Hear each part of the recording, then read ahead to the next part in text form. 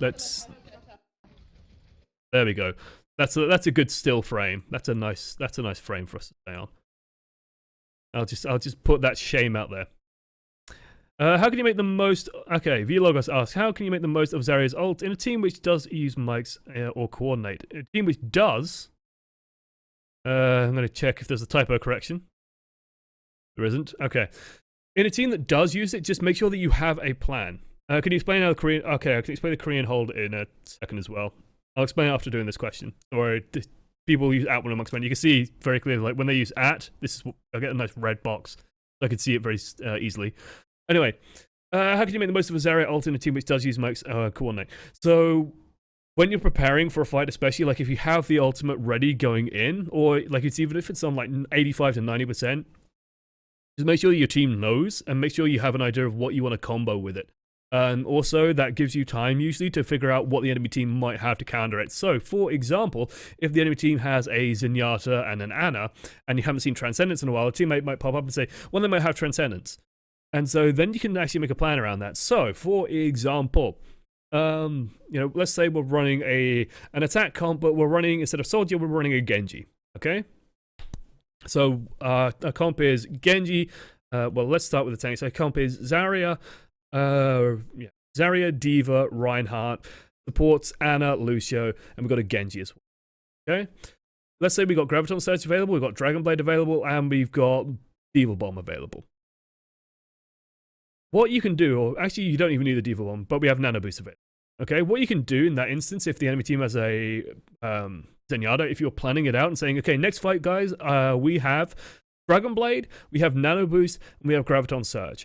There's actually a very clever thing you can do with that and say, well, we haven't seen Transcendence in a while. Genji, go in, just use Dragon Blade, just Dragon Blade on its own, and Zenyatta will Transcendence. Like, you dive the Zenyatta hits Transcendence, gets rid of that ultimate.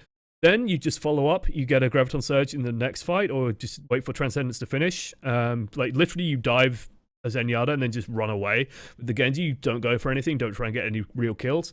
And then you just send in a Nano Boost of Reinhardt into the Graviton Surge and kill everything. Like, just having that plan set up and just pre-loading your ultimates, pre-understanding, okay, in this fight, our plan is to use this and this. I almost have Graviton Surge, what can I combo with it? Make sure we just use these. That should be enough to win the fight. And then just not overusing resources. So there's no reason to use Graviton Surge, Dragon Blade, and Diva Bomb all at the same time, unless there is a counter-up like Transcendence, for example. What flavor ice cream was the enemy team? Ooh, is there a nice Mexican kind of thing, or a nice, I don't know, hacker flavored ice cream? Because they were using that Sombra well. I mean, Sombra is, a nice mocha girl, so like a chocolate coffee ice cream. Like the perfect ice cream. Is there such a thing as mocha ice cream? I want some. I'm gonna go make some. That sounds wonderful. Pneumatic. Oh no, that's not pneumatic, that's Pumanatic. Pumanatic. There you go. He's a fanatic for pumas, clearly. Can you explain a Korean hold and how it's different from a Western hold? Let me see if I can find a Volskaya map. Is there like a top-down view of the map? This is the first point. Nice. Over here. Let's bring you back, Twitch chat. Okay. Okay, we're all set up here. I don't have paint available at the moment. Well, I do, but I'm not going to draw on this. So with a Western hold, teams hold about here, okay? And usually, the enemy team fights here, you hold here. With a Korean hold, you actually hold here. And you have a Diva. And the reason why you hold here is if you think about where the enemy team can attack from, when you're over here, they're just, their respawn distance is actually very close to yours, so it's very easy for them to reinforce. You do get a kill. It's not going to be too high impact. And you can normally just sort of brute force your way through here, or you brute force your way through here. There's ways of just getting in. You also are very vulnerable to like a flank coming through this pathway. If something comes in this way, then you are really out of position. It's very difficult to deal with it. You really have to split off to go and handle stuff. And you have no control of the point when you are defending here anyway. So, what's the difference when you're defending, like, it's more like over here, like just the angle this is on. It's a little bit tricky. The advantage of defending here is that the enemy team, if they want to get to you, they either have to go straight to the point, which you're overlooking it. You have high ground control, a lot of control over this area. You can easily shoot down into it. Or they have to go through here, which means they're going through a narrow choke point. Very easy for you to win that fight. or they have to go around, and usually what you'll see teams do is they'll go this way, and then come up here, where they're finding you on more or less even ground, but they're still got to, commit to the point. You have a lot of control, you have a large health pack over here as well that you can use. There's a lot of sort of decent options. If they do move on to the point and you have a D.Va, you just send D.Va down to stall on the point while still healing up. You have high ground advantage, you can deal a lot of damage. You can catch people coming in. Even if one of you dies, the respawn distance is a lot shorter. You have a safe way back in where you can just come up this way and sort of get back to your team here. There's just a lot of little advantages to defending here. And if you do need to engage on the point, you just have a very smooth and easy way of handling that.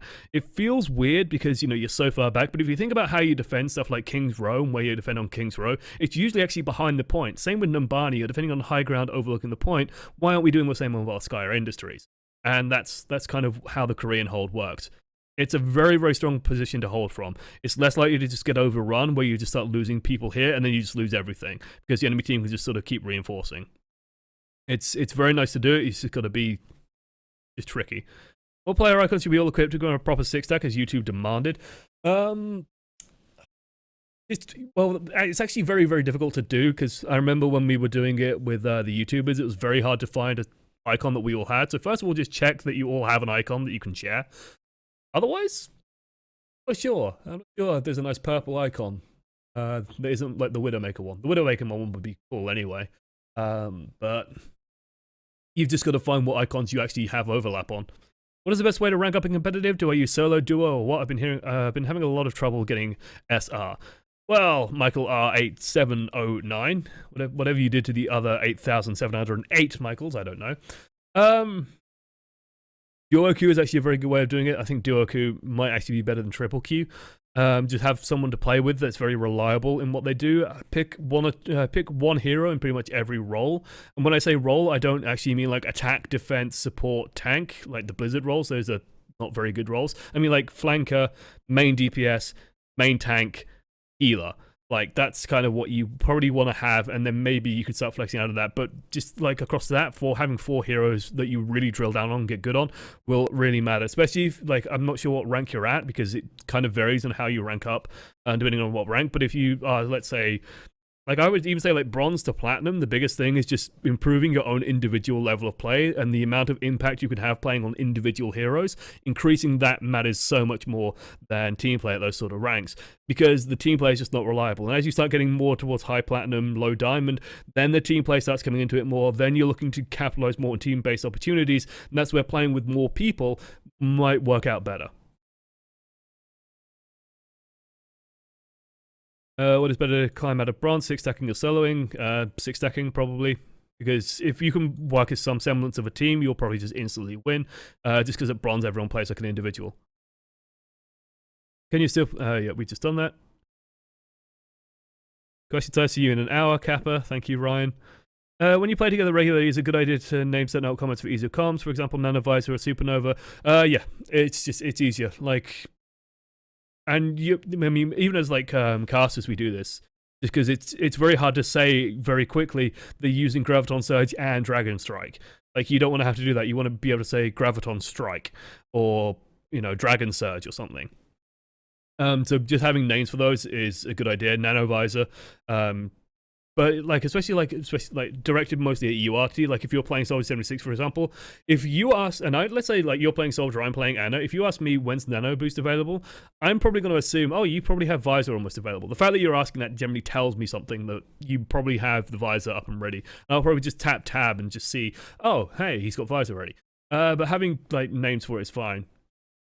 And especially like Supernova and stuff, it's like, I mean, imagine like the comms is going to be simpler of, in this fight we use Supernova, and next fight we use Nanovisor. Everyone knows what's going on. It's faster than saying, okay, this fight we use Graviton plus D.Va Bomb, and then next fight we use Visor plus Nano Boost. Like, takes twice as long. If your sleep dies down, how can I not die to D.Vas hunting me down? Grenade yourself, and then spam fire into the D.Va, run to the nearest Reinhardt, and pray. That's about all you can do. The big thing is just landing that heal bomb on yourself. Make sure that you're not throwing it when D.Va's or the defense matrix is up. Odds are the defense matrix isn't up. If she's flicking it on and off, then just use it immediately after she flicks it off. Put it right at your feet. Try and catch D.Va in it as well, so that even if D.Va kills you, then you can kill her. Feels good. Well, it would be a good idea to take 4 tanks and not 3 tanks. 4-tank lineups are actually very good if they're not running Soldier. So if they're running something like a Genji, 4-tank works better. If they're running like Genji, Tracer, if they're running Sombra, 4-tank works surprisingly well, just because Sombra has no good targets to shoot at. You'll build up fast, but you won't kill anything. You won't do any meaningful damage. So like running a 4-tank lineup in there is actually pretty good. Otherwise, yeah, just 4-tank lineups are good when they have flankers, that kind of thing. Miranda, third question in terms of, because I can see like comments about positioning. Like, if you're playing the Lucio, I actually disagree on stay back. You want to be sort of staying in the middle, but then, and actually like during the fight, you won't be so much the fight orchestra. It sounds weird to say because you're shot calling, and when people say shot calling, they think, oh, you should be the one on the comms all the time. No, when the fight begins, honestly, it's the DPS that should be talking more than anyone, and they should be saying, focus X, burn Y, burn Z, and they should have clear ideas of what should be the focus targets, what's the priority, because it's your job as DPS and know what the priorities are, and then acting upon that. And so the DPS should probably be the ones talking more than anyone during a fight, as long as it's clear comms. And, you know, as much as I make fun of Valk shouting everything's low, at least when Valk's shooting at stuff, I have a good idea of what he's shooting at. And so if I'm also playing DPS, then I can follow him up, or I can make a decision saying, no, I can't follow him up. And Valk should, you know, in theory, the other DPS should know targets that the team can realistically follow up upon. Just chuck a Graviton and anti-heal into the Graviton and Zen ults. Easier said than done. In many instances, there will be a D.Va, there will be a Reinhardt. Like, it's not reliable unless you can just get in there, unless they don't have those things. What is the best way to counter Sombra EMP? They a little bit more spread out. Like, it's actually nice that I had the map up. In that first round, you could see that the team was like clustering and they were getting sort of caught here. There's just no space here. So Sombra just like ran EMP'd here. Everyone got hit, everything died. Everything just went down. Like, in that instance where Sombra probably has EMP, as Ana, you probably want to be sort of further back here. So the rest of if the rest of the team's holding here, you want to be pulling further and further away from the team, just so that if EMP lands, you could just tunnel healing it, throw the heal grenade in, keep everyone alive. Or moving back this way, but this is a little bit more risky because you can't get to the point if you need it. But in general, like, most of the teams should be holding about here or here, and then we want to be about here, sort of pulling back and just staying that a little bit more spread out and a little bit more careful with our positioning. Same with the Zenyatta, and don't clump as the two supports. Like if Ana and Zenyatta are stood side by side, the Zenyatta's just bait and dead anyway. Zenyatta probably wants to be like a little bit more over here, for example, just putting Discord Orb and Heal Orbs on and then just hiding around the corner a little bit, for example. Otherwise, counters, Mercy, super good. Just make sure that you are playing a very defensive Mercy, hiding away, that kind of stuff. And yeah. You already hit me with a stick. Who hit who with a stick? If you had a child that wanted to be a hands-on main, what item would you? Oh, okay. That's what you're responding to. Listen, I'm the kind of parent, like, if I have a kid that wants to be a hands-on main, I will explain to him that the life of a hands-on main is very hard. You're going to have to work very, very hard for it, and no one is going to give you the time of day for it. It will be thankless, it will be difficult, but if you really want to do it, I will support you. I will also shout at you when you are not doing it well. And I'll tell you what you are fucking up with, like if you were deciding to fire ultimates off at nothing in the middle of nowhere, doing no good for the team when it's one of the most powerful ultimates in the game for countering enemy engages. Google shows many mocker ice creams. I need to buy some. Like, I want some. Are you going to watch Windwalker HD or watch the VOD of Dark Souls? We'll see. I'll probably see what's running when I finish the stream, and then let's see. That's what Awesome Games done quick if people are confused.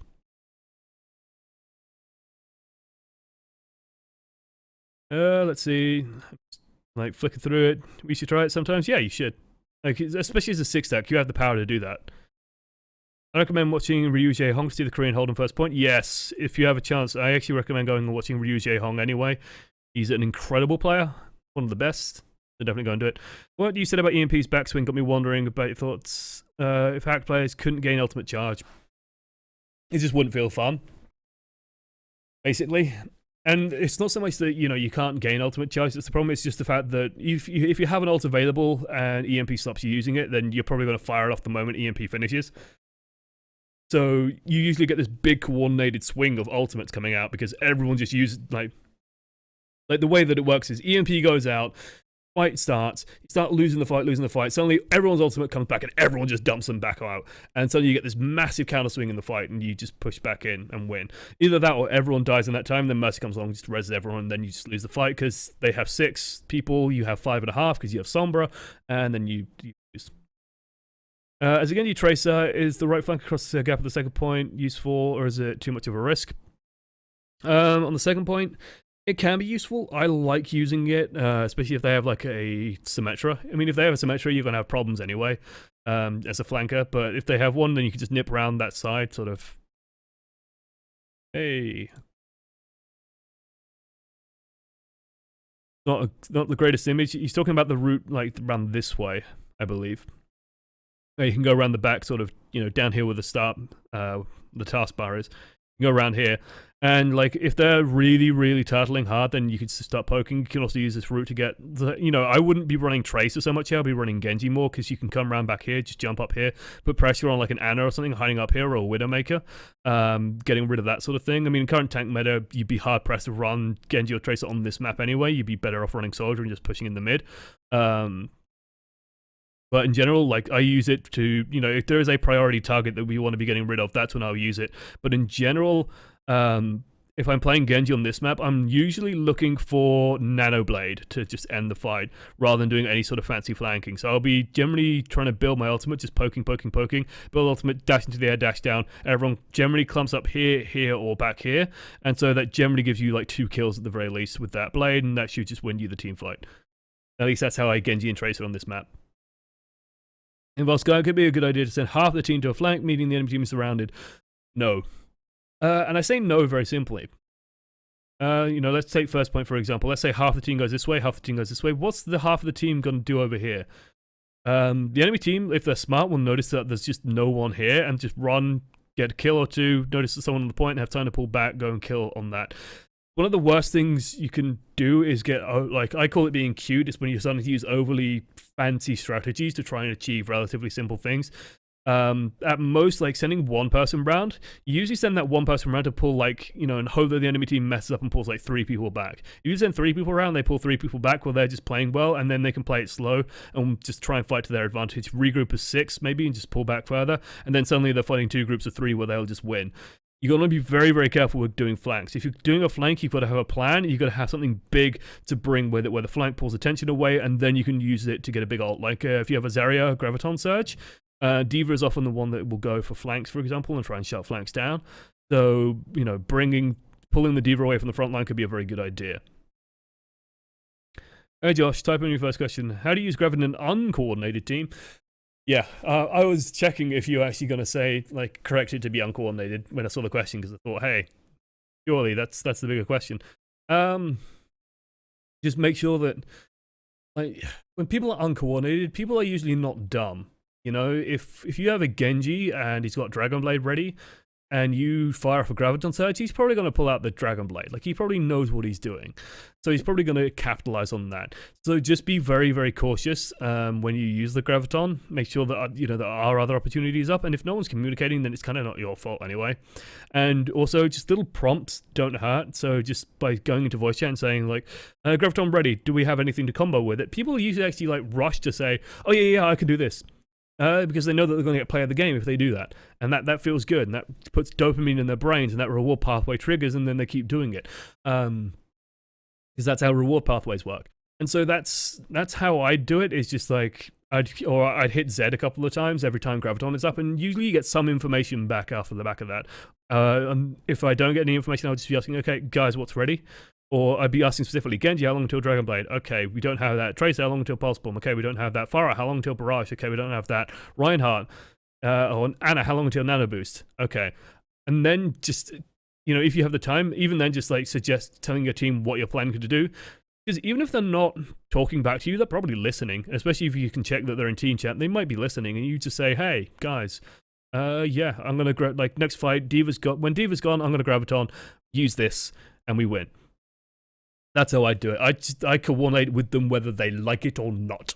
That's how I do it. I'd say, I'm doing this, you better do this. If you don't, I will be very disappointed. Otherwise, let's see. I've been trying to master heroes such as Anna, Soldier, and Zarya, but also want to master Pharah, Genji, Reinhardt. Should I prioritize Breakers first, or how should I practice in general? One of the hardest questions to ask in Overwatch. Very, very, very, very hard question to ask. And I say this as someone who enjoys playing Genji a lot, because right now the meta doesn't favor Genji. I would just try and find opportunities to play those heroes. And especially, I'd say, Pharah and Reinhardt. I think Reinhardt is a hero that everyone should try and learn anyway, just because in understanding what the enemy Reinhardt is doing, you know so much about how the enemy team is moving, positioning, what their plans are. Reinhardt tells you so much from the enemy team. So, if you play any kind of game, Reinhardt's never going to be a bad pick. So just play him in quick play, get reasonably confident with him, go and watch... Have I done a coaching the many on Reinhardt? I did one with Ryan anyway, which is technically kind of a coaching the many. I mean, he is a sub, so it counts as coaching the many. So go and watch the video I did coaching Ryan. I think it's called coaching Ryan, Saving Private Ryan on my channel. Go find that. Go watch that, because I instruct him on a lot of sort of the basic concepts of Reinhardt, and then there's sort of finer details that come in later. And when you want some more of those finer details, go to Overwatch Central's channel. Go watch the video they did with Numlocked. Just getting pro-level tips from a Reinhardt player, talking, again, just very basic, very introductory, couple of things, couple of ways to improve your Reinhardt play, and that's a good way of doing it. Want to get better at Pharah? I'll give Valkyrie a shout-out. Valkyrie usually streams from about 2 p.m. GMT till 10 p.m. Well, yeah, till 10 p.m. GMT, so right before I start. Go watch him, go watch how he plays, go watch what he does. Just sort of learning and understanding theory, and then play her a lot in quick play. And when you see an opportunity, if you're going to be playing DPS, and don't be afraid to just lock her in and say, no, Pharah's actually okay in this meta. Pharah's actually okay when you know how to play her, when you can play around a Soldier 76. In quick play, if you want to practice playing her there, try and focus on things like, okay, they have a Soldier 76. How much can I get away with? How can I position to where I'm not going to get killed with him? Be very analytical, be very thoughtful in how you're doing that play, and try and develop your own play as a result. Don't just play the game pissing around thinking, oh, I'm dead, haha, they have a soldier, I just lose. No, there are ways to play around like an enemy soldier 76. You just got to use cover more, be very aware of sort of sight lines, when you're exposed, when you're not exposed, how many rockets can you fire before you have to hide. Spoiler, it's probably about 2 rockets, then you have to reposition a little bit, come back in a different place, fire 2 more rockets. Okay, soldier's low, okay, I have concussive blast, let's jump on him, let's try jumping on him at this situation, at this distance. I land 1 rocket, land 2 rocket, oh, I've died, maybe it was too much distance, maybe they had too much support, that kind of thing. Learning, practice, understanding what works, what doesn't, then you can take that into ranked, and then have a little bit of confidence and say, well, I'm just going to play this and see how it goes. And if it doesn't work, then I'll swap off it onto something else. And people usually say, okay, does that make me Josh's husband if he's the dad? Oh, Lord. Why is Soldier the usual counter to Pharah when Widowmaker can kill her faster? Because Soldier is just more versatile. Widowmaker is actually a better Pharah counter, but Widowmaker then just can't do anything. She can't stop the D.Va, she can't stop the Reinhardt, she can't... she won't kill the Roadhog before Roadhog gets healed. She just doesn't bring as much. So Soldier is usually kind of... Also, Soldier is just easier to work in, like, in general. Widowmaker has, like, this very high variance, where a very good Widowmaker will annihilate a Pharah, a very bad Widowmaker will not do anything. And so people are usually more confident in saying, just play Soldier.